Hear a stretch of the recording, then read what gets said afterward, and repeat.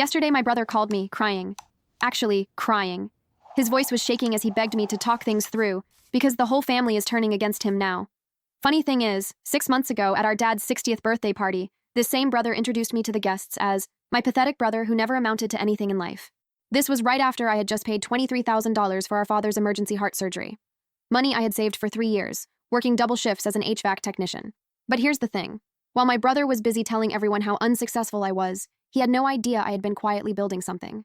No idea that I owned assets worth over $400,000. And he definitely had no idea that 2 weeks ago, I bought the house where our parents have lived for 30 years. The house he assumed he would inherit someday. Let me tell you how we got here. Because this story needs to be told. My name is Marcus, I'm 34 years old, and I fix air conditioning systems for a living. Not glamorous, I know. But it's honest work, and I learned early that honest work beats smooth talking every single time. I grew up in a small house in the suburbs with my parents, Tom and Linda, and my older brother Derek. Derek's 37, 3 years older than me, and from day one, he was the golden child. Top of his class, quarterback on the football team, went to college on a partial scholarship. Meanwhile, I was the kid who struggled with dyslexia and spent more time in detention than in honors classes.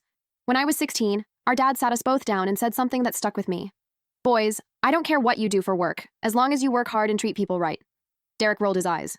I took it to heart. After high school, while Derek was getting his business degree, I went to trade school. 2 years learning HVAC systems, electrical work, basic plumbing.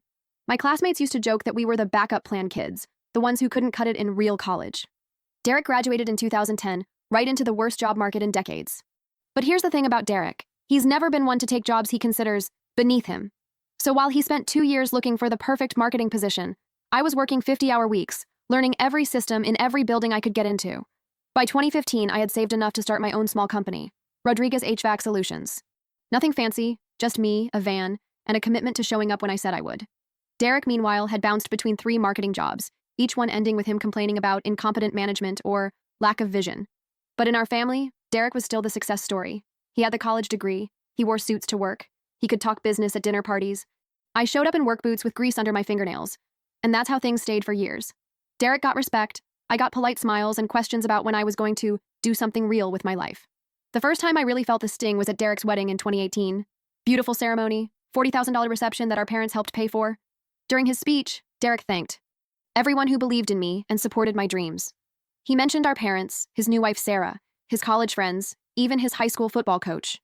He didn't mention me. Later, at the reception, I overheard him talking to some college buddies. Yeah, my little brother never really figured out what he wanted to do, still doing the handyman thing. But hey, someone's got to fix the AC, right? They all laughed. I felt my chest tighten, but I told myself he was just nervous trying to impress his friends. Brothers say stupid stuff sometimes. The second incident was Christmas 2019. Derek had been laid off from his marketing job in November, something about restructuring, but he was putting on a brave face. I had just landed a big contract installing HVAC systems for a new office complex. The job was worth $85,000 to my company. When Derek asked what I was working on, I mentioned the contract casually. His face changed. $85,000? For air conditioning? It's a 6-month project, I explained. New construction, 24 units, plus maintenance contracts. Derek laughed, but it wasn't a happy laugh. Man, I picked the wrong career. I've got a business degree and I'm making less than a guy who fixes AC units. HVAC is more than just, I started. No offense, Marcus, but let's call it what it is. You're basically a repairman. A skilled repairman, sure, but come on. Our mom shot him a look, but he wasn't done. I mean, good for you, making money. But we both know this is just blue-collar stuff. Leave your comment. It's not like you're building a real business or anything. Keep it. Talk about your I wanted to experience tell him about my and do not forget to 5-year subscribe. plan, about the commercial contracts I was bidding on, about the $180,000 I already had saved up. Instead, I just nodded and changed the subject. The third incident was smaller, but somehow worse. It was March 2020, right when everything started shutting down for COVID. Derek had found a new job, remote marketing work for a startup, and he was feeling pretty good about himself. Meanwhile, I was worried. Construction was slowing down, people weren't sure if HVAC work was essential, and I had employees depending on me. I called Derek just to talk, maybe get some advice on how to handle the uncertainty. Big mistake. Honestly, Marcus, this is why I never went the blue-collar route, he said, not even pretending to be sympathetic. When the economy gets shaky, the first thing people cut is maintenance and repairs. My job, marketing is always essential. People always need to sell stuff. I'm not just maintenance, I said. I do installations, commercial work. Look, I'm not trying to be harsh, but this is reality check time. You're in a service industry that depends on people having extra money. I'm in a knowledge industry. There's a difference. That hurt. Not just because he was wrong. My business actually grew during COVID because people stuck at home wanted better air quality, but because of how casually he dismissed everything I'd built. But I still didn't say anything. He was my brother. Family forgives family, right? Then came February 2023, Dad's heart attack. I was under a customer's house, replacing ductwork, when Mom called. Her voice was shaking so bad I could barely understand her. Marcus, your father, he collapsed at work. They're taking him to St. Mary's. They think it's his heart. I dropped everything and drove straight to the hospital, still in my work clothes, still covered in dust and insulation. Derek showed up 2 hours later in a suit. He'd been in a crucial meeting and couldn't leave immediately. The doctor was direct. Dad needed bypass surgery, triple bypass. Without insurance coverage, we were looking at $65,000. With our parents' insurance, it would still be $23,000 out of pocket. Mom started crying. Dad just stared at the ceiling. Derek ran his hands through his hair and said, Jesus, $23,000. Where are we supposed to get that kind of money? I didn't hesitate. I'll cover it. Derek looked at me like I'd spoken Chinese. What? I'll pay for the surgery. Don't worry about it. Marcus, that's $23,000. You can't just... Derek. I looked him straight in the eye. I said I'll handle it. The surgery went perfectly. Dad recovered faster than expected. And yeah, $23,000 was a big chunk of my savings, but seeing him back on his feet, joking with the nurses, walking around the block with Mom, totally worth it. Derek seemed genuinely grateful at first. He kept saying he'd pay me back, that we'd work out a payment plan. I told him not to worry about it. Family takes care of family. But then came Dad's 60th birthday party in April. Mom had planned this big celebration at a nice restaurant. Extended family, Dad's work friends, neighbors we'd known for years, about 40 people total. Dad was feeling great, making jokes about his rebuilt engine, and everyone was in a good mood. I showed up straight from a job site. I'd lost track of time finishing an emergency repair for a regular customer. I was clean, but still in my work clothes, khaki pants, company polo shirt with Rodriguez HVAC embroidered on it. Derek was already there, playing host, wearing a sharp navy suit and making conversation with all the guests. He looked like $1,000,000. I looked like exactly what I was, a guy who fixes air conditioners for a living. About an hour into the party, Derek stood up to make a toast. Beautiful speech about Dad's strength, about family, about how the surgery had reminded us all what really mattered. Everyone clapped. Dad wiped his eyes. Then Derek started introducing people to some guests who didn't know our family well, college friends of his who'd driven down for the party. This is my mom, Linda, the strongest woman I know. This is my dad, Tom, the man who taught me everything about integrity. More applause. And this... Derek put his arm around my shoulder, that big brotherly smile on his face. This is my little brother Marcus. He's never really figured out what he wants to do with his life. Still doing the handyman thing, fixing people's air conditioners. But hey, somebody's got to do it, right? The group laughed politely. One of Derek's friends, some guy in an expensive-looking shirt, said, Hey, good for you, man. Honest work. Derek kept going. Marcus he's simple, never had big ambitions or anything, just happy to make a little money here and there. I keep telling him he should think about going back to school, maybe doing something more substantial. But he's comfortable being, Derek paused, like he was searching for the right word. He's comfortable being pathetic, I guess. He said it with a laugh like it was just brotherly teasing. But I saw the look in his eyes. He meant it. The worst part? Dad heard it. Mom heard it. They both just looked down at their plates. Nobody mentioned that I had paid for the surgery that saved Dad's life 4 months earlier. Nobody mentioned that Derek still owed me money from the last 3 times I'd loaned him cash. Nobody mentioned that my little handyman business was on track to clear $300,000 profit that year. I stood there for maybe 10 seconds, feeling like I'd been punched in the stomach. Then I smiled, raised my beer and said, That's me, just a simple guy. But in that moment, something broke. Not just between Derek and me, something inside me. The part that had been making excuses for him, giving him the benefit of the doubt, hoping he'd eventually see me as an equal. That part died right there at Dad's birthday party. I didn't say anything to Derek that night. I didn't cause a scene or storm out or do anything dramatic. I finished my beer, made small talk with the relatives, gave Dad a hug, and went home. But I couldn't sleep. I kept replaying that moment. He's comfortable being pathetic, I guess. The casual way he'd said it, the laughter from his friends, the fact that our parents just sat there. Around 2 a.m., I called my best friend Carlos. We'd known each other since trade school, and he'd been trying to get me to expand my business for years. Bro, you sound like hell, he said when he picked up. I told him everything. The surgery, the money, the party, Derek's speech. Man, I've been telling you for years that your brother is a piece of shit, Carlos said. Remember when you loaned him $5,000 for his business investment and he spent it on vacation to Mexico? I remembered. Remember when he told your parents you weren't serious about business right after you hired your 3rd employee? I remembered that too. Marcus, listen to me. You're making more money than that asshole ever will. You've got a business that actually helps people, and you just dropped $23,000 to save your dad's life without blinking. If he thinks that makes you pathetic, then fuck him. Carlos was right. But it was bigger than just Derek being a jerk. This was about something I'd been avoiding for years, the fact that I'd been living down to other people's expectations instead of living up to my own potential. What are you thinking? Carlos asked. I'm thinking it's time to stop hiding, I said. The next morning, I called my accountant. Janet, I need to know exactly where I stand financially. Everything. Business assets, personal savings, property value, all of it. Janet had been handling my books for 3 years, but I'd never asked for a complete picture before. 3 days later, she sent me a report that even surprised me. Business assets, $285,000 personal savings, $167,000 even after the surgery. Investment accounts, $98,000 home equity, $145,000 total net worth, $695,000.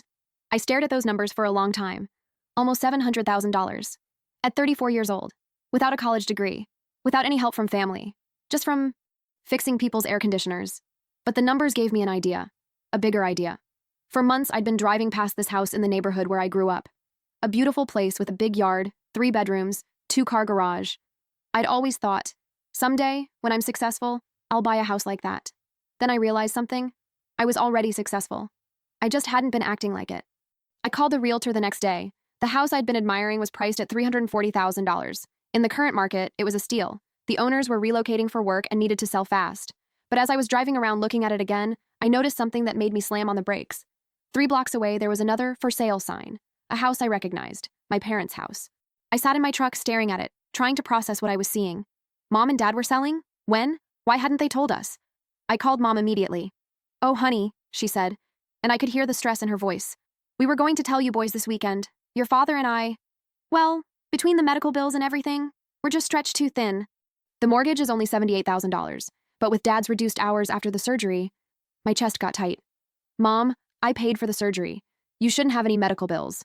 I know, sweetheart, and we're so grateful. But there were other costs. The medications, the follow-up appointments, your father missing 6 weeks of work. We got behind on some things. How much behind? She was quiet for a moment. About $12,000, credit cards mostly. We figured if we sell the house, we can pay everything off and find a small apartment. Maybe something in that senior community near the mall. I felt sick. My parents were losing their home, the home where Derek and I grew up, where Dad had built a workshop in the garage, where Mom had planted rose bushes that were finally blooming after 5 years, because of financial stress that didn't need to exist. Mom, don't sign anything yet, okay? Give me a few days to look at some options. Marcus, honey, we don't want to be a burden. You're not a burden. Just give me a few days. I hung up and sat there in my truck for 20 minutes, thinking. Derek made twice as much as our parents thought I made. If they'd asked him for help, he probably would have given them some lecture about financial responsibility and offered to loan them a few thousand at interest. But they'd never ask Derek. They saw him as the successful one, the one with the important career and the bright future. They wouldn't want to bring him down with their problems. Me? I was just the simple brother who fixed air conditioners. They didn't want to burden me either, but for different reasons. They thought I was probably struggling too. That's when the plan started forming. I called the realtor handling my parents' house. Hi, this is Marcus Rodriguez. I'm interested in the property at 1247 Maple Street. Oh, wonderful, she said. It's a lovely home. Are you looking to move to the area? Something like that. What are they asking? $215,000. It's priced to move. The owners need to relocate quickly. I did some quick math. The house was worth at least $280,000 in the current market. My parents were selling it for $215,000 because they were desperate. I'd like to make an offer, I said. Full asking price, cash, close in 2 weeks. There was a pause. Cash? You mean no financing contingency? That's right. I can have proof of funds to you this afternoon. Mr. Rodriguez, that's an exceptional offer. Let me contact the sellers right away. 2 hours later, she called back. They accepted. Congratulations. You just bought a house. But I wasn't done. I called my parents that evening. Hey, I've been thinking about your situation. What if you didn't have to sell? Marcus, we appreciate the thought, but what if someone bought the house and let you stay there? Like, what if someone bought it as an investment property and you just paid rent? Mom was quiet. I suppose that could work, but who would do something like that? And we couldn't afford much for rent, especially not enough to make it worth someone's while. What if the rent was, say, $400 a month? Just enough to cover property taxes and basic maintenance. $400? Dad had picked up the other line. Son, that's generous thinking, but no investor is going to rent a house worth $200,000 for $400 a month. That doesn't make financial sense. It does if they're not doing it for the money, I said. It took them a minute to understand what I was telling them. Mom started crying. Dad cleared his throat about 6 times. They tried to argue, tried to tell me it was too much, tried to insist on paying me back. Here's the deal, I said. You raised me to believe that family takes care of family. This is me taking care of family. End of discussion. Derek found out 2 days later when the realtor called to tell my parents that the sale had fallen through, because I'd bought it out from under their other buyer. He called me immediately. What the hell, Marcus? Mom says you bought their house? That's right. With what money? You just spent $23,000 on Dad's surgery. I had enough left over. Left over from what? Marcus, that house cost $200,000. You can't just. Derek, I bought the house. It's done. Mom and Dad get to stay. They're not stressed about money anymore, and everybody wins. This doesn't make sense. Where did you get that kind of money? I could have told him about my business, about the commercial contracts, about the investment accounts. I could have explained that $215,000 was less than a third of my net worth. Instead, I said, I've been saving up. Saving up? Marcus, you drive a 10-year-old truck and live in a rental. What kind of money could you possibly have saved? And there it was. In Derek's mind, I was still the pathetic little brother who couldn't afford anything nice. The idea that I might have more money than him literally didn't compute. I guess I'm just good at managing my finances, I said. This is insane. You're going to bankrupt yourself trying to play hero. I'll be fine, Derek.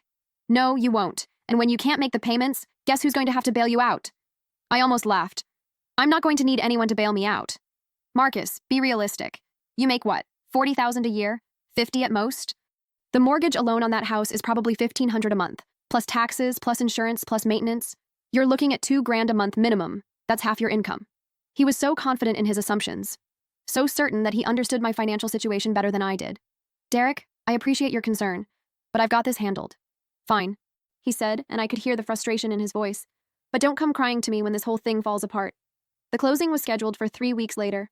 I didn't tell anyone except Carlos, who insisted on coming with me to sign the papers. Bro, this is the most badass thing I've ever seen, he said as we walked out of the title office. Your parents get to keep their house, your brother looks like an ass, and you just made a solid investment. Plus, when Derek finds out how much money you actually do have, he's not going to find out from me, I said. Why not? Marcus, you've been letting this dude disrespect you for years. Why not show him what's what? Because I'm not doing this to show off. I'm doing it because it's the right thing to do. But honestly, part of me was looking forward to Derek's reaction when he realized what had just happened. For 3 months, everything was perfect. Mom and Dad were thriving in their house. Dad had started a small garden in the backyard. Mom was hosting family dinners again. They insisted on paying me $600 a month in rent. $400 isn't enough, Marcus, don't argue. Which more than covered the property taxes and insurance. Derek seemed to have accepted the situation, though he still made occasional comments about my risky investment and how I was probably stretched too thin. Then, in August, Derek's world started falling apart. It started with his job. The startup he'd been working for ran out of funding. Apparently, their marketing budget was the first thing to get cut, and Derek was the newest hire in his department. It's just temporary, he told our parents. I've got some great leads. Should have something new lined up within a month. A month turned into 2 months. Derek was burning through his savings, getting more desperate and more bitter by the week. He started making comments about how unfair it was that some people got lucky while others who'd actually earned success were struggling. The comments were clearly directed at me. In October, Derek and his wife Sarah hit a rough patch. Turns out, Derek had been spending money they didn't have, trying to maintain their lifestyle while he was unemployed. Sarah had found out about the credit card debt, almost $18,000, and she was furious. Derek called me one evening, sounding defeated. Marcus, I hate to ask, but I'm in a tight spot. Sarah's threatening to leave if I don't get our finances straight. I just need a bridge loan, maybe $10,000, just until I get back on my feet. $10,000 is a lot of money, Derek. I know, but you've obviously got some cash saved up and I'm good for it. I'll pay you back with interest. I thought about all the times Derek had borrowed money and forgotten to pay it back. The $5,000 for his business investment. The $2,000 for his wedding expenses. The $800 for his car repair. Derek, I don't think that's a good idea. What? Why not? Because you've borrowed money from me before and never paid it back. Those were different situations. This is serious. They were all serious to me. Derek was quiet for a moment. Then, Marcus, I'm your brother. I'm asking for help. And I helped. I paid for Dad's surgery. I bought Mom and Dad's house so they could stay there. I've been helping. That's different. That was for them. And this is for you. There's a difference. Derek's voice got harder. So you'll spend $20,000 on Dad's medical bills and $200,000 on a house, but you won't loan your brother $10,000 to save his marriage? I'll loan you $10,000 when you pay me back the $7,000 you already owe me. Another pause. $7,000? I'd been keeping track, but I'd never mentioned it before. $5,000 from 2019, $2,000 from 2021, $800 from last year. Plus interest, we'll call it $7,000. Jesus, Marcus, I didn't realize you were keeping score. I wasn't keeping score, I was keeping records. Derek hung up on me. 2 weeks later, I got a call from Mom. Marcus, your brother is asking a lot of questions about the house, about how you paid for it, about your business. I think he's struggling more than he's letting on. What kind of questions? He wanted to know if you'd taken out a loan, if you'd used the house as collateral for something. He seemed surprised that you owned it free and clear. That weekend, Derek showed up at my apartment unannounced. He looked terrible. Unshaven, clothes wrinkled, bags under his eyes. We need to talk, he said. I let him in. He sat on my couch and looked around my small apartment like he was seeing it for the first time. Marcus, I don't understand what's going on. What do you mean? I mean, you live in this tiny apartment, you drive an old truck, you dress like... He gestured at my t-shirt and jeans. You dress like a guy who makes $40,000 a year. But somehow you've got hundreds of thousands of dollars to throw around? I didn't say anything. So either you're living like a monk and saving every penny, or you're making a lot more money than you've let on, or you're in debt up to your eyeballs and putting on a show. Which one do you think it is? Derek studied my face. I think you're making more money than you've told anyone. A lot more. I still didn't respond. Marcus, how much does your business actually make? And that's when I realized Derek had never asked me that question before. In all the years I'd been building Rodriguez HVAC solutions, he'd never once asked about my revenue, my profit margins, my growth plans. He'd just assumed I was barely scraping by because that fit his image of what a blue-collar job looked like. Why do you want to know? Because I'm trying to figure out how my little brother who fixes air conditioners just bought a house with cash while I'm about to lose everything. His tone was bitter, resentful, like my success was somehow taking something away from him. Derek, do you remember what you said at Dad's birthday party? What? You introduced me to your friends as your pathetic brother who never amounted to anything. Derek's face flushed. I was just joking around. Were you? Marcus, come on. You know I didn't mean... You said I was comfortable being pathetic. In front of our parents. In front of 40 people. After I'd just paid $23,000 to save Dad's life. Derek looked down at his hands. I was drunk. I say stupid stuff when I'm drunk. Do you want to know how much my business made last year? He looked up. Yeah, I do. $460,000. Revenue. After expenses, I cleared about $300,000. Derek stared at me. That's not possible. This year, I'm on track for $600,000 revenue. Maybe more. You're lying. I pulled out my phone and showed him a screenshot of my business banking app. The account balance was $127,000. That's just the business checking account, I said. I've got savings, investments, equipment assets. Derek, I'm worth almost $700,000. His face went white. $700,000? Give or take. Derek sat there for a long time, processing. Finally, he said, Why didn't you tell me? Why would I? So you could ask me for money. So you could resent me even more than you already do? I don't resent you. Derek, you've spent 15 years treating me like a failure, like someone you had to tolerate because we're family. You think I didn't notice? That's not... You borrowed money from me and never paid it back because you figured I'd never miss it. You made jokes about my career because you assumed I was barely getting by. You called me pathetic because you thought I was. Derek's voice got small. Marcus, I'm sorry, I didn't know. You didn't know because you never asked. You never asked about my business, my goals, my life. You just assumed. We sat in silence for a few minutes. Then Derek said, So, will you help me? With the loan? I looked at my brother, really looked at him. He was desperate, humbled, probably more vulnerable than I'd ever seen him. Part of me wanted to help. He was family, after all. But a bigger part of me remembered that birthday party. Remembered years of condescending comments and dismissive attitudes. Remembered how he treated me when he thought I had nothing. No, I said. Marcus, please. I'm begging you. Derek, for 15 years, you've treated me like I was beneath you. When you thought I was poor, I wasn't worth your respect. Now that you know I have money, suddenly I'm worth begging? It's not like that. It's exactly like that. You're not sorry for how you treated me. You're sorry that you were wrong about how much money I have. Derek started crying. Actually crying. Marcus, Sarah's going to leave me. I'm going to lose everything. Then maybe you should have thought about that before you spent money you didn't have trying to impress people. Please, I'll pay you back. I'll pay back everything I owe you, plus interest, plus whatever you want for this loan. With what job, Derek? You've been unemployed for 3 months. I'll find something. I'll take anything. Anything? Like fixing air conditioners? Derek looked up at me, and I could see in his eyes that he finally understood. Yeah, he said quietly. Like fixing air conditioners. Too bad you spent all those years telling people that wasn't a real job. I stood up. Derek, I think you should go. Marcus, you called me pathetic. You said I never amounted to anything. You treated me like a charity case for years, and now you want me to give you $10,000? Derek was crying harder now. I was wrong. I was so wrong about everything. Yeah, you were. But being wrong doesn't entitle you to my money. He left without another word. That was 6 months ago. Derek never did find another marketing job. He ended up taking a position at a local car dealership, selling used cars for $35,000 a year plus commission. Sarah stayed with him, but they had to sell their house and move into a small apartment. Meanwhile, my business hit $750,000 in revenue this year. I bought a new house. Nothing flashy, just a nice 3-bedroom place with a garage for my tools and a backyard for the dog I'm thinking about getting. Derek and I don't talk much anymore. We're polite at family gatherings, but that's about it. Mom keeps trying to get us to work things out, but honestly, I'm not sure there's anything to work out. Yesterday, Derek called me. That's how this story started. Marcus, he said, his voice shaking, the whole family is mad at me. Mom, Dad, even Sarah. They all think I'm an asshole. Why do you think that is, Derek? Because I was. I was an asshole to you for years, and I didn't even realize it until it was too late. So what do you want from me? I want to apologize. Really apologize. Not because I want something from you, but because I need you to know that I understand now. I understand what I did, and I understand why you won't help me. I was quiet for a moment. Do you, though? Yeah. I treated you like you were less than me because of your job. I made assumptions about your worth based on how much money I thought you made. I called you pathetic when you were actually more successful than I was, and I only started treating you with respect when I found out you had money.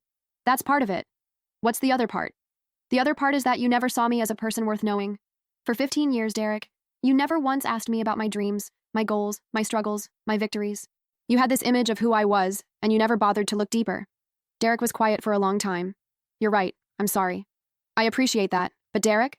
Yeah? Being sorry doesn't fix 15 years of treating someone like shit, and it doesn't entitle you to forgiveness. I know, I wanted you to know that I finally get it. You're not pathetic. You never were. I was just too stupid and arrogant to see it. We talked for another few minutes. It wasn't a magical reconciliation or anything like that, but it was honest. Maybe the first honest conversation we'd had in years. When we hung up, I felt lighter somehow. Not because Derek had apologized tentar novamente I continue editar, but because I'd finally said everything I needed to say. For years, I'd carried around this weight. The frustration of being misunderstood, the anger of being dismissed, the hurt of being treated like I was less than. Now it was Derek's weight to carry. Epilogue. Lessons learned. I'm not going to lie and say I don't feel satisfied by how things turned out. There's definitely a part of me that enjoys the fact that Derek finally understands who I really am. But the bigger satisfaction comes from something else entirely.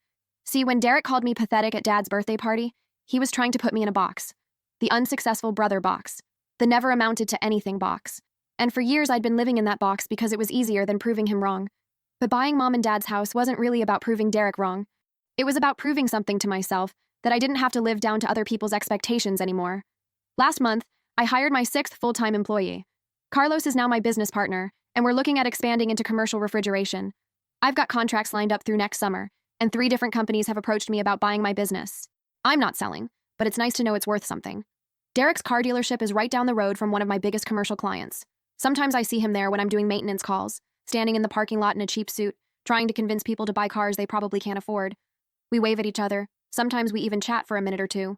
But we both know things will never be the same between us. Mom asked me a few weeks ago if I missed having Derek as a real brother. It's a good question. The truth is, I miss the brother I thought I had. The one who would have been proud of my success instead of threatened by it. The one who would have seen my work as valuable instead of beneath him. The one who would have celebrated with me instead of trying to tear me down. But that brother never really existed. That was just the version of Derek I'd created in my head because I wanted to believe my family loved and respected me unconditionally. The real Derek only loves and respects people he thinks are above him on some imaginary social ladder. And when he found out I was higher on that ladder than he'd thought, he didn't become proud of me. He became bitter that he'd wasted years being condescending to someone who turned out to be more successful than him. That tells me everything I need to know about Derek's character. These days, I sleep well at night. I wake up excited about work. I've got money in the bank, a business I'm proud of, and parents who get to live in their dream house because their son, the pathetic one, was able to make that happen for them. Derek, meanwhile, is learning what it's like to worry about money. Learning what it's like to work a job he doesn't love just to pay the bills. Learning what it's like to have people look down on him because of his profession. Maybe that will make him a better person eventually. Maybe it won't. Either way, it's not my problem anymore. The funny thing is, I'm making more money now than Derek ever did, even in his best years. My pathetic little HVAC business is going to clear $400,000 profit this year. I'm thinking about buying a second house as a rental property. I might take that vacation to Italy I've been talking about for 5 years. But the real victory isn't the money. The real victory is that I finally stopped caring what Derek thinks of me. You know what's pathetic? Spending 15 years trying to get respect from someone who was never going to give it. You know what's not pathetic? Building something with your own hands, taking care of your family, and sleeping well at night, knowing you've never had to put anyone else down to feel good about yourself. Derek taught me a valuable lesson, just not the one he intended to teach. He taught me that some people will never see your worth until they need something from you, and by then, it's usually too late. 3 weeks ago, I got a call from a headhunter. Some big HVAC company in Texas wants to hire me as a regional manager. 6-figure salary, company car, full benefits, the works. The kind of job Derek would kill for. I turned it down, not because the offer wasn't good, but because I don't need anyone else to validate what I've built. I don't need a fancy title or a corner office to feel successful. I've got something better than that. I've got the satisfaction of knowing that every dollar I've earned honestly. Every customer I've helped genuinely needed my expertise. Every employee I've hired has a better life because I gave them a chance. Derek spent his whole career trying to convince people he was important. I spent mine just being useful. Guess which approach worked out better? Last Sunday, I was at Mom and Dad's for dinner. At the house I bought for them, eating at the table where Derek used to hold court about his real job and his important career. Dad was telling stories about his garden, Mom was fussing over everyone's plates, and for a few minutes it felt like the old days. Then Dad raised his glass and said, "I want to toast my son Marcus. Not just for buying this house, not just for paying for my surgery, but for showing us all what it means to work hard and stay humble." Mom started crying happy tears. Even Derek, who was there with Sarah, managed to smile and raised his glass. And you know what? In that moment, I didn't feel angry anymore. I didn't feel vindicated or satisfied or superior. I just felt grateful. Grateful that I'd learned to measure my worth by my own standards instead of other people's opinions. Grateful that I'd built something I could be proud of. Grateful that when my family needed me, I was able to be there. Derek will probably always see the world through the lens of who's above and who's below. He'll probably always judge people by their job titles and their bank accounts and their college degrees, but I don't have to live in that world anymore. I live in a world where fixing someone's air conditioner on a hot day is just as valuable as any marketing campaign. Where showing up every day and doing quality work matters more than smooth talking or office politics. Where being useful is more important than appearing important. It's a better world, honestly. And I'm grateful Derek's arrogance showed me the way there. So that's my story. The story of how my brother called me pathetic, and how I proved him wrong without ever trying to. The best revenge, it turns out, isn't revenge at all. It's just living well. What would you have done in my situation? Would you have helped Derek with the loan? Do you think I was too harsh? Or should I have been even tougher? Let me know in the comments. I'm curious to hear how other people would have handled a family member who treated them this way. If you like our stories, leave your comment. If you have been through something similar, do not keep it. Talk about your experience and do not forget to subscribe.